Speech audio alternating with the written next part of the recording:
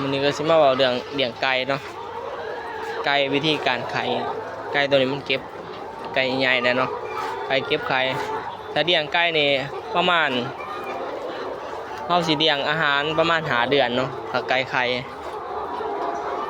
อาหาร5 เดือนเฮาก็สามารถเก็บไข่ได้แล้วประมาณ3 ปี4 ปีเนาะไก่นี่เลี้ยงคุ้มค่าเนาะเพราะว่าถ้าเฮาเลี้ยงมันไข่มื้อละหน่วยสมมุติว่าหน่วยละ5 บาทคิดไปเฮาเลี้ยงจัก1,000 ตัวมันสามารถเป็นกำไรได้เพราะว่าอาหารเฮาให้มันละเทื่อเนาะมื้อละรอบเช้ารอบเดียวที่เหลือเฮาก็ดูดเอามื้อใหม่ก็ให้ใหม่อาหารบ่เปลืองเลยไข่เฮาก็สามารถเก็บได้ทุกมื้อเพราะว่าเฮาบ่ได้เลี้ยงตลอดเด้เฮาเลี้ยงประมาณ4 ปีหรือ3 ปีเฮาก็สามารถเอาจับออกไข่เพราะว่าไข่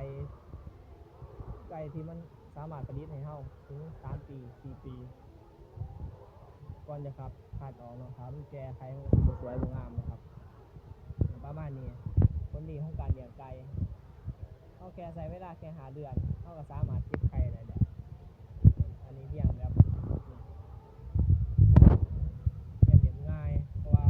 เวลาไข่เฮาไข่ออกมามันก็สิบ่ติดขี้เลยมันสิเป็น2ไข่2มันอันนี้2นี่สิมี4 ตัวเนาะอันนี้2นึงนะบ่แม่นรวมกันเลยมันสิเป็น2ไข่2มันอันนี้คือผลดีของการเลี้ยงไก่มันสิยากแน่แต่หน้าร้อนเนาะ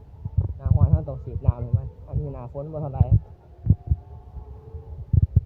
ไก่จังซี่เฮาก็สามารถได้ผลผลิตได้จากการเลี้ยงไก่ของเฮาบางทีนี่เฮาต้องตั้งมื้อต่อมื้อเนาะหรือว่า 2-3 มื้อจังตักก็แล้วแต่เฮาเองให้มันแห้งหน้าหนาวมันสิแห้งเลยสบาย